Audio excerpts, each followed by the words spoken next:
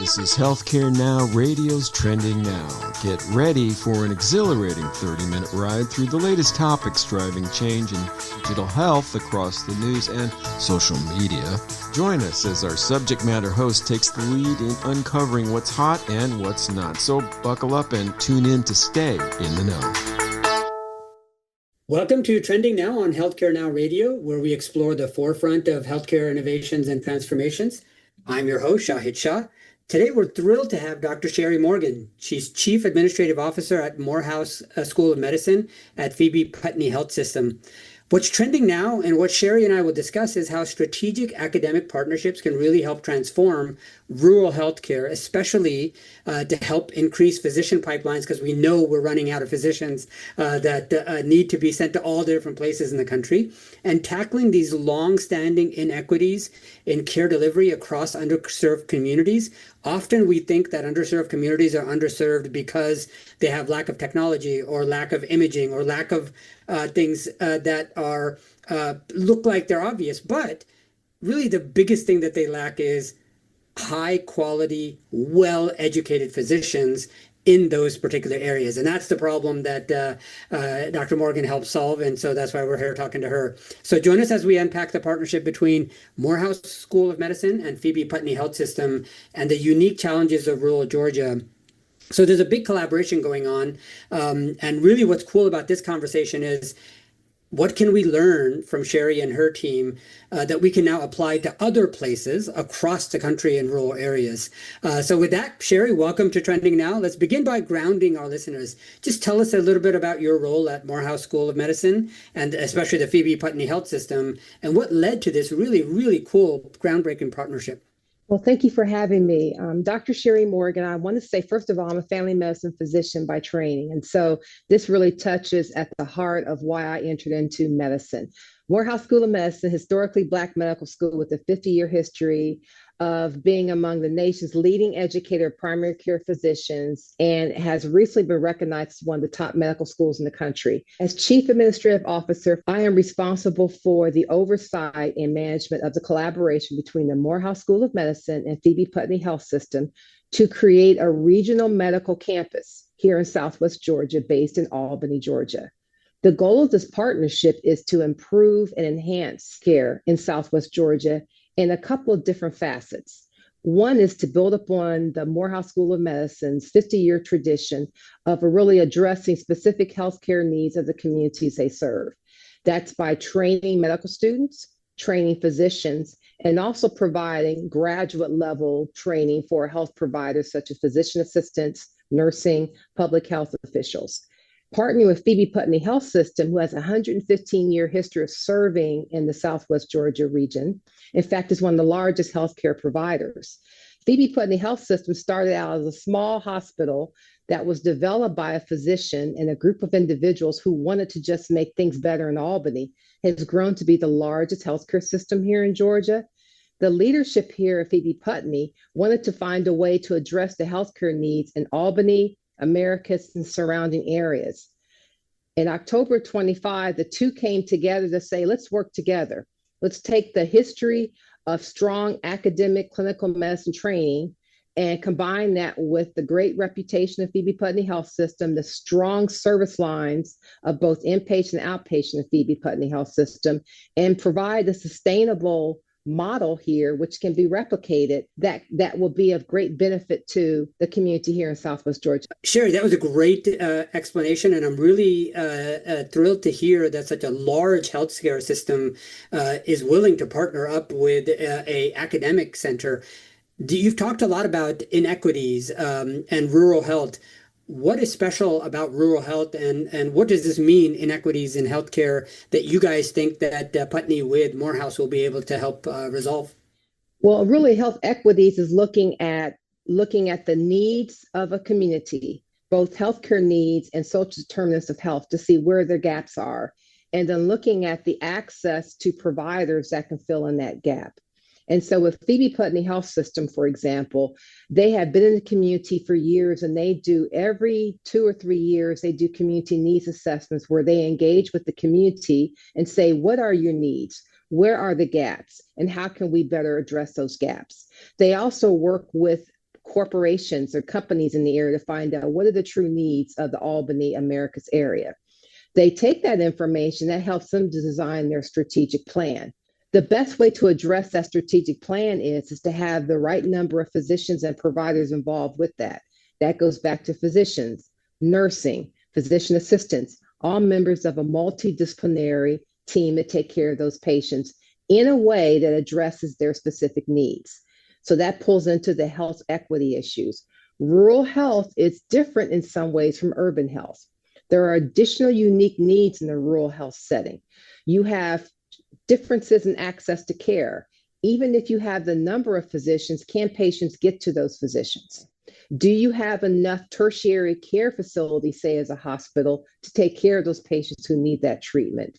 Do you have the number of follow-up services, be it case management or community health workers, public health workers, to really help drive the preventive aspect of those services? And so health equities is looking at what are the specific needs of a specific population, not just based upon racial or economics, but on what are the needs of Southwest Georgia.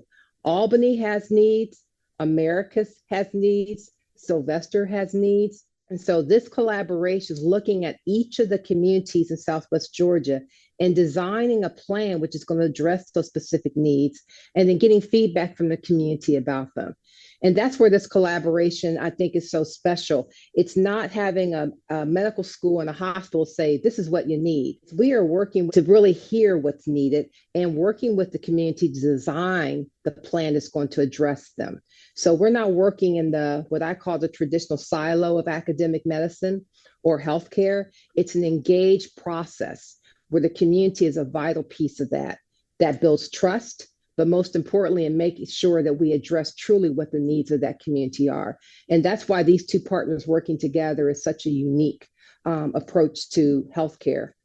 No, I love it. In fact, I'm glad you focused on the idea that when you say health inequality or health inequity, it doesn't always have to mean racial or economic. In fact, people could be of mixed races and have really high incomes and still have inequities because you're treating the wrong conditions at the wrong places at the wrong time, for example. So that's actually excellent. What have you guys learned in the last few months that was maybe a little unique or different than you thought it might be? Because you had some ideas when you started in October. You've had 4 or 5 months to think about that. Just what has surprised you, if anything at all? Well, from the Phoebe Putney is a hidden jewel. This is an amazing health system with very strong service lines and very capable physicians who really want to do a lot for the community, but we need additional providers.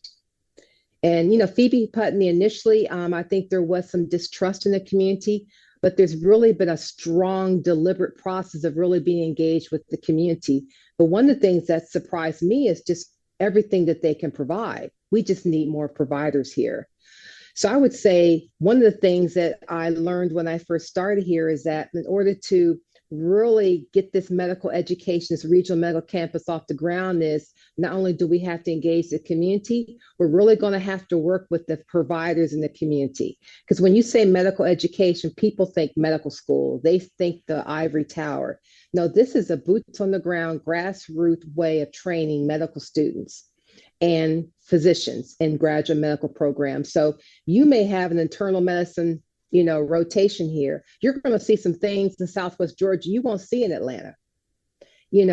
General surgery, you're going to have some complexities here that you won't see in Atlanta.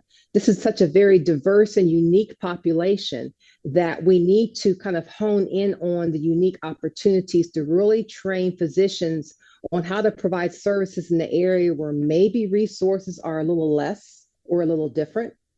I came from Columbus, Ohio, but I also did a lot of training in rural South Ohio. And so I learned how to make do with less. I learned how to take care of my patients who had limited resources, limited transportation, limited education, limited socioeconomic ability. It's the same type of approach we need to do in Southwest Georgia. Very unique patient population, but it will also teach our residents and our students on how to specifically address the needs from a rural perspective versus urban perspective. It's really training them to be ready to handle everything and anything. I don't know if that makes sense to you at all, but everything and anything. It really opens up their eyes to, I think, an opportunity to practice in a place where, you become part of the community. You can afford to live, buy a house, love the community, and you can really address some really significant healthcare needs here. Diabetes, hypertension, obesity, but also too nutrition and wellness, mental health services, which you often don't hear a lot of conversation about. Improved pregnancy outcomes is one thing that we're working on here.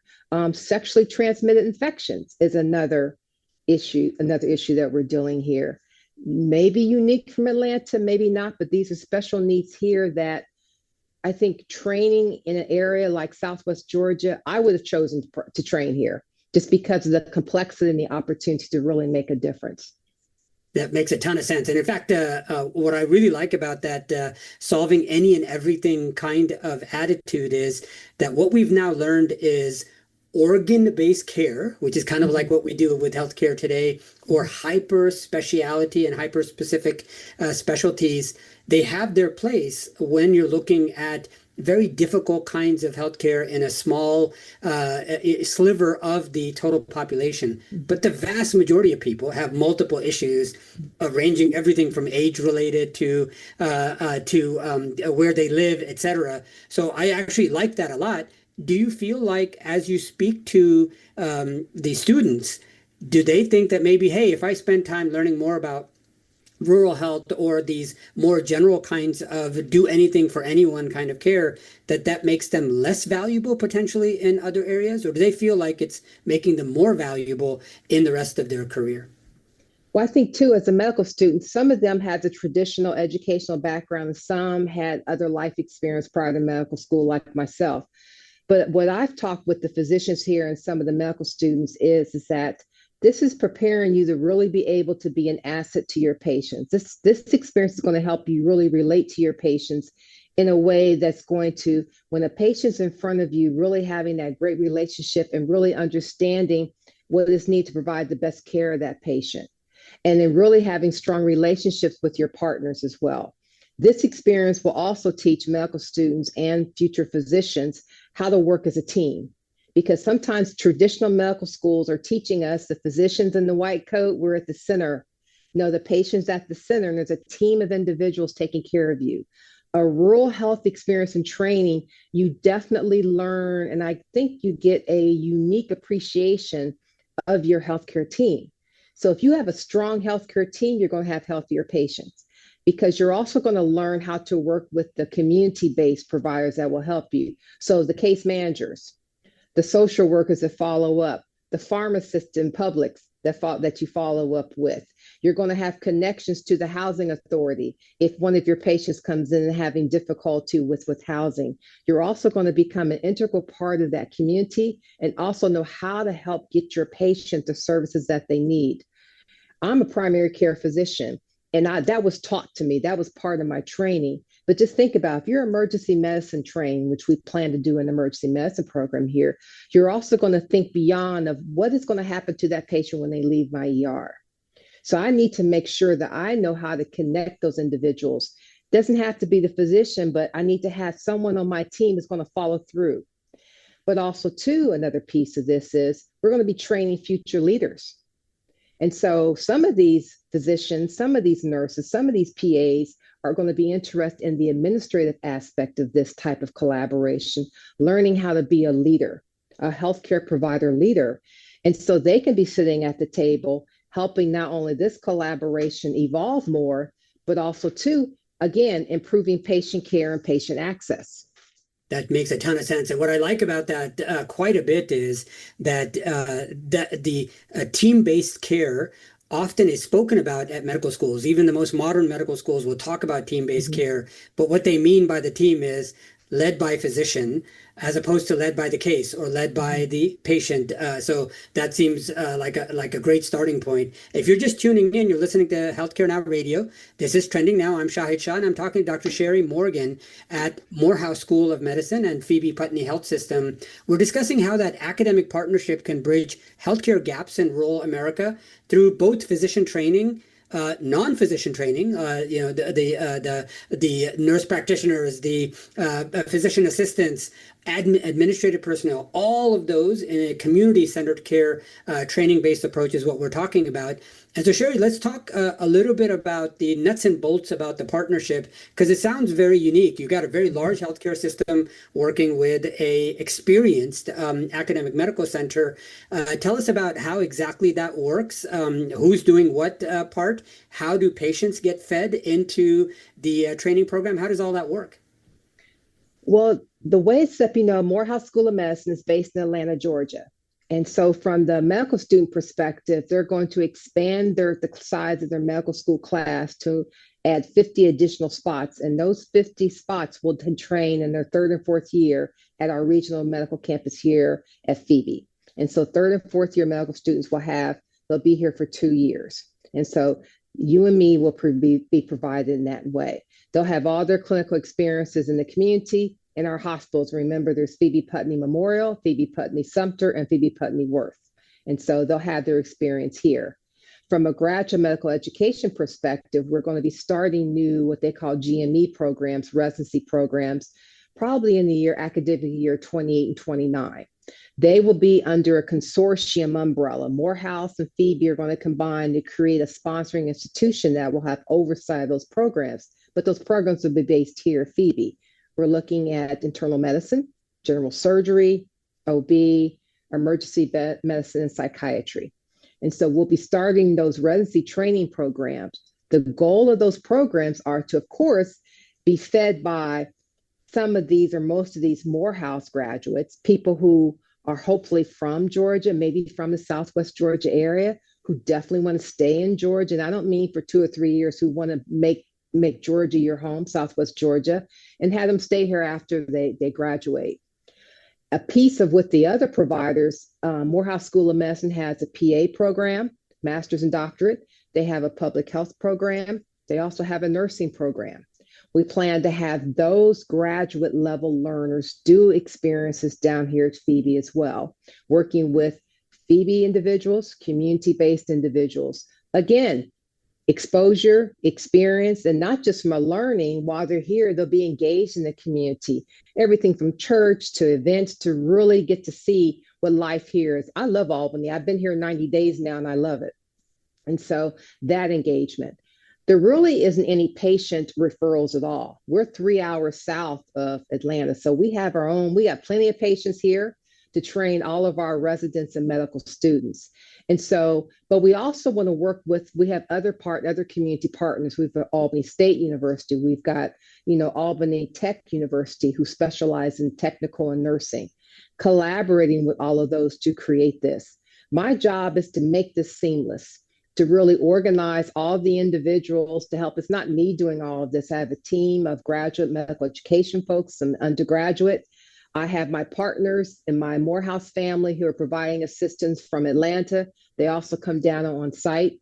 And so we're working together side by side of creating this structure, which we expect to be here for years to come. We want something that's going to continue to grow and be sustainable and continue to feed itself. So as we grow medical students, GME, we may decide we need an orthopedic program. We may decide we need other programs. We may expand the nursing opportunities here as well, which is another important piece. And so this is to be a long-term sustainable model, which will result in, of course, more physicians, engagement in medical, all cyclical. What we do with this collaboration is going to be a long-term benefit for Southwest Georgia for years to come. And that's what I mean by sustainability. Look at the physician front. I think emergency medicine, they've been pretty successful here at Phoebe of attracting, but believe it or not, internal medicine. And we've also had some difficulty with obstetrics. When they come out to practice and you've got an opportunity to be part of a very unique teaching opportunity connected with Morehouse School of Medicine as well, because they've been around over 50 years. And so the goal is to have this enhanced medical education presence, which will attract physicians. But it's been a little difficult to recruit some physicians per Phoebe, but it's improving. I do want to emphasize nursing. We've got to do the same thing with nursing. Nursing has been, it's a difficult across the country. I think some of it is, I don't want to say attrition, but you've got to be able to have that same type of attraction for our nursing. And we have a strong nursing education program here. So we have to do the same thing with nursing, same thing with physician assistants. So everything we do with physicians, remember, physician is not the only member of the team. We've got to do the same thing for the rest of the team for this to be successful. So word of mouth recruitment, talking about this is more importantly, community engagement. Love it. So what do you feel, Sherri, is applicable to other, like if you're going to rural Texas or rural Alabama, you guys are doing something obviously very unique here. So what could others learn from you guys that you're already, even in your fourth month, been able to learn? I would say think outside the box. Medicine tends to be very traditional. What have we done before? Think outside the box. Because I worked for a couple of years in Dallas and was responsible in some rural Texas. So go to the community, providers practicing there, physicians practicing there, and say, and the community, what is needed here? Where are your gaps in services? And think outside the box. What would it take to bring those services here? Often in medicine, we think about what are your referral services? How much will it cost? What are we paying people? But how do we get people connected and engaged and wanting to practice and be part of a community? And a lot of that is grow your own. And so what we're talking about here is we will be attracting some folks from the outside, but we're also talking about our workforce development and growing our own. So be willing to invest in what the community needs. That was fantastic input. Tell me a little bit, Sherri, what have you learned in the last 90 days that can easily be almost replicated as is in other parts of the country, which might be rural as well, whether it's Texas, Alabama, Colorado, wherever we go? What could they do that is similar to what you're doing today? I would say simply think outside the box. And what I mean by that is traditionally we look at building collaborations where there's a formal relationship with a school or health system, which is right next door, right across the street. In rural America, we need to be thinking outside the box of how can we partner across? How can we partner distantly? And so I would say to a health system or to a medical school or to a community, if you have a healthcare need, you need to create a clinical training environment, a medical education center. Reach out to a partner in your area and start having conversations, either in person or virtually. Distance should not be a barrier with creating what we've done here, Phoebe Putney with Morehouse School of Medicine. We're 3 hours apart, and we have the closest collaboration that I've seen in years. And we're doing good things. We're going to continue to do good things. So think outside the box, connect and link in with individuals who are like-minded, who have the same type of interests, and then reach out to your community and work together to say, what can we create in this particular community, which is going to benefit us? Again, there's no magic model, but the first step is think outside the box. And second is engagement, communication, and partnership. Love it. So in the last couple of minutes that we have, what's the kind of a good message that you would send to health leaders or policymakers who seem to sometimes either completely overlook or on purpose ignore rural areas because they may not be as exciting to work on? Mm-hmm. But I tend to think that the unique needs in rural can actually make or break careers even as well as they might in urban areas. Do you agree with that? I agree. I would say to legislators, lawmakers, really do not underestimate the potential of your rural areas. In terms of healthcare services, we have to pour more into rural healthcare. If you look across the United States, the rural areas are so vital. That's where our farmers, that's where a lot of our industries are at. That's where a lot of our next generation, that's where a lot of the members of the next generation are coming from. Healthcare is suffering in the rural areas. And if we don't take care of those individuals, we're going to lose at least a third, if not a half, of the next generation of farmers, other workers. What I can say is put more focus on rural healthcare, not more than urban, but equal to, because I feel I've learned the last 90 days how truly underserved our rural areas are, and we've got to take care of them. Their healthcare needs are taking over the rural health areas, the rural areas that really we've kind of done a better job of addressing in urban. Diabetes, maternal health outcomes, just this mental health. There's a lot of factors that are really not being addressed that we really need to focus on.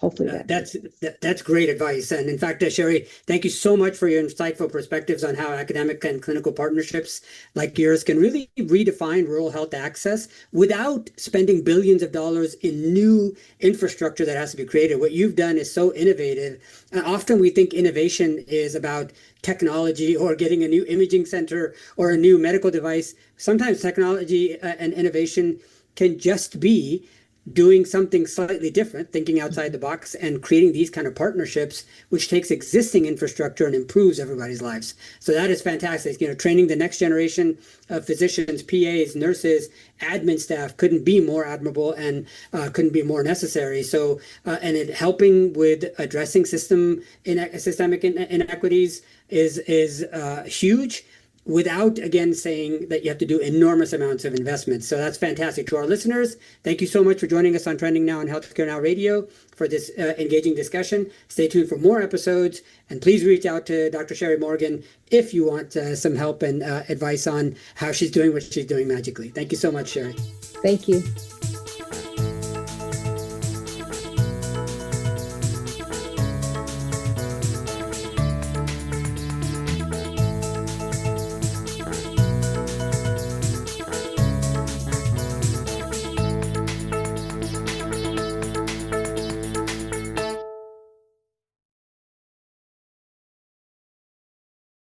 Is huge, without, again, saying that you have to do enormous amounts of investment. So that's fantastic. To our listeners, thank you so much for joining us on Trending Now on Healthcare Now Radio for this engaging discussion. Stay tuned for more episodes, and please reach out to Dr. Sherri Morgan if you want some help and advice on how she's doing what she's doing magically. Thank you so much, Sherri. Thank you.